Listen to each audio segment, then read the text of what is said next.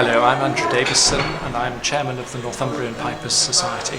Tell me a little bit about the history of the pipes and how they differ from other pipes that people might be more familiar with, like the Highland bagpipes. Okay, and the Northumbrian pipes are the only instrument that is indigenous to England that has an unbroken history. So we're incredibly lucky in the northeast to have such a special instrument, an iconic instrument, the sound of the region. They go back as far as people can remember and beyond. There have been bagpipes way back, but in their current form they probably evolved around about the mid-1700s, just with finger holes, so simple octave. Then later on, round about the beginning of 1800, people started to add keys, to add extra notes, and that gave us the instrument as we know it today. In terms of how they differ from particularly the Highland pipes, several differences. One main one is they're quiet. They're an indoor instrument. They're a beautiful, soft, sweet sound rather than a military marching instrument. The chanter that plays the tune has a closed end, so when you put all your fingers on you get silence, which you can't do on almost any other forms of bagpipe. Also, we can change musical key. We have drones which produce the background harmony, and you can change the combination of the drones that you use to change musical key.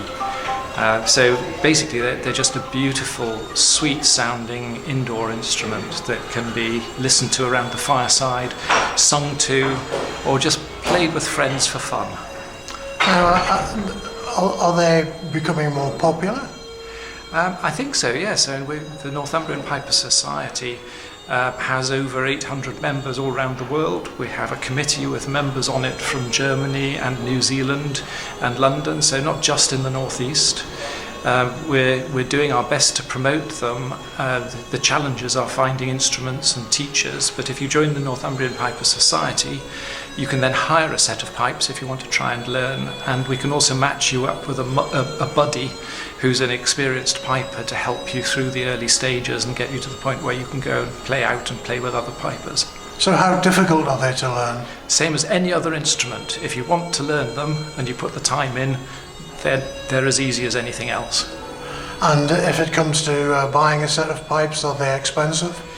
It depends where you go. If you get a set newly made, yes, each set is craftsman made and is quite expensive. But as I say, you can hire a set to start on, and then you can buy sets second hand.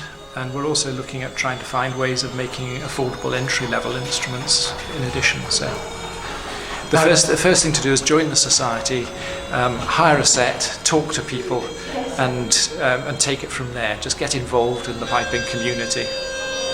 Now today you're appearing at the Morpeth Northumbrian Gathering. How important are events like this to the pipes? Very important, because most pipers start to play because they heard the pipes and they fell in love with the sound. So having the opportunity to play in public, we have an event starting in a few minutes called Meet the Pipers. Then there'll be procession. There are competitions later on where people can come and compete for prizes. All of those are opportunities for people to gather, enjoy playing together, but at the same time allow other people to hear the instrument and hopefully fall in love with it.